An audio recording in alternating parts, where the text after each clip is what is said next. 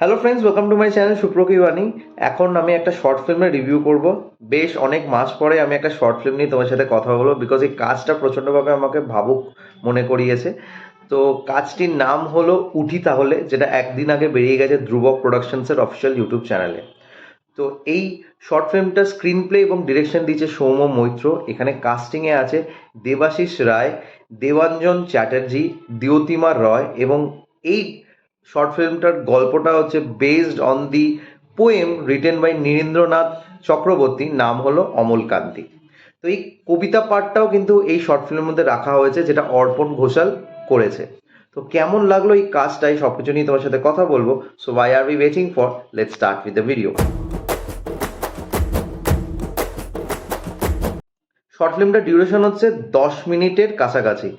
এবং এই 10 মিনিটের মধ্যে না কোথাও না কোথাও তোমাকে এই শর্ট ফিল্মটা একটা নক করবে, এবং সেই নকটা হচ্ছে আমাদের ইচ্ছা আকাঙ্ক্ষা ঘিরে। যেটা আমরা ছোটবেলা থেকে একটা চিন্তা ভাবনা করে থাকতাম যে এই কাজগুলো আমার পছন্দ, এই কাজগুলো দিয়ে আমি স্যাটিসফ্যাকশন পাই।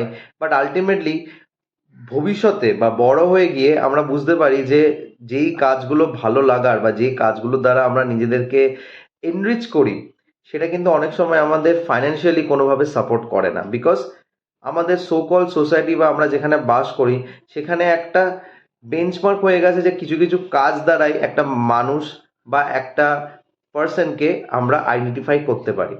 আর যা যা প্রফেশন আছে সেগুলো জাস্ট ওই বলা যেতে পারে হবিজ, বা করছে তার ভালো লাগা, বাট সেটা একটা হোলসাম তাকে আর্নিং করে দেয় না to lead a healthy life. এই জিনিসটাকেই দুই বন্ধুর ডিসকাশনের মাধ্যম দিয়ে এই শর্ট ফিল্মটায় বোঝায়।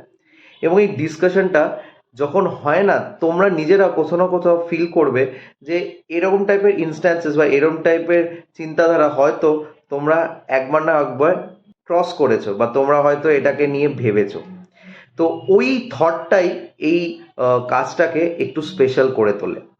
এখানে অমলকান্তির চরিত্র আমরা দেখতে পাচ্ছি দেবাশিস রায়কে নতুনভাবে পরিচয় দেওয়ার আমার কিছু নেই, তোমরা অনেকেই চেনো। তো তার যে একটা whimsical নেচার, যেটা অল্প সময়ের জন্য হলেও এই কাজটার মধ্যে সে ফুটিয়ে তুলতে পেরেছে, সেটা কিন্তু সত্যি দেখার মতো। এছাড়া দেবাঞ্জন চ্যাটার্জি আর দ্যোতিমা রয় কিন্তু খুব সুন্দরভাবে অ্যাড করেছে তাদের অভিনয় দ্বারা। এবং অর্পণ ঘোষালের যে কবিতা পাঠটা, সেটা আমার just cherry on the cake লেগেছে।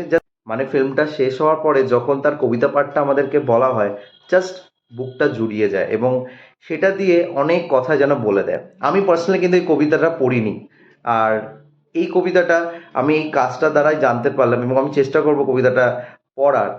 তবে হ্যাঁ, এই কবিতাটার যে ট্রান্সলেশনটা সৌম্য মৈত্র নিজের স্ক্রিন প্লে দিয়ে এখানে নিয়ে এসছে আজকের দিনে দাঁড়িয়ে, সেটা কিন্তু অবশ্যই একটা আহ, ভাবার বিষয়, এবং আমাদেরকে এটা নক করবে। অ্যাটলিস্ট আমাকে তো করেছে। তো আমি বলবো 10 মিনিটের একটা কাজ, খুবই সামান্য সময়ের। তোমরা গিয়ে দেখে নাও, তোমরা নিজেরাই ফিল করতে পারবে। যারা কবিতা ভালোবাসে, যারা কবিতা পড়ে, তাদের একবার হলেও আমি রিকোয়েস্ট করবো এই কাজটা দেখার জন্য। আর প্রত্যেকের অভিনয় নিয়ে আমার যা বলার ছিল বলেছি। ক্যামেরা ওয়ার্কস আমার বেশ ভালো লেগেছে। লাস্ট যে ড্রোন শটটা নিয়েছে সেটা কিন্তু বেশ ইমপ্রেসিভ, এবং একটা হালকা বিজিএম রাখা হয়েছে, যেটা এই কাজটাকে ভীষণটা সাটল টেক্সচার দিয়েছে। তবে হ্যাঁ, ফলির কাজটা আমার একটু লাউড মনে হলো, যেহেতু এখানে অনেক পাখির আওয়াজ ইউজ করা হয়েছে ছাদের মধ্যে, যেহেতু কনভারসেশনটা হচ্ছে, সেটা আমার মনে হয় অনেক লাউড হয়ে গেছে। বিকজ অনেক সময় কথাগুলো যেন তার আওয়াজের জন্য চেপে যাচ্ছিল। তো সেটা যদি একটু চেক করা যেত তাহলে হয়তো ভালো হতো। তো এই ছিল reaction for the short film উঠি তাহলে। তোমরা একবার হলেও দেখো, দেখে তোমরা আমাকে জানিও তোমাদের কেমন লেগেছে। আর যদি আমার রিভিউটা ভালো লেগে থাকে, don't forget to like, share and subscribe my channel. Till then, stay tuned.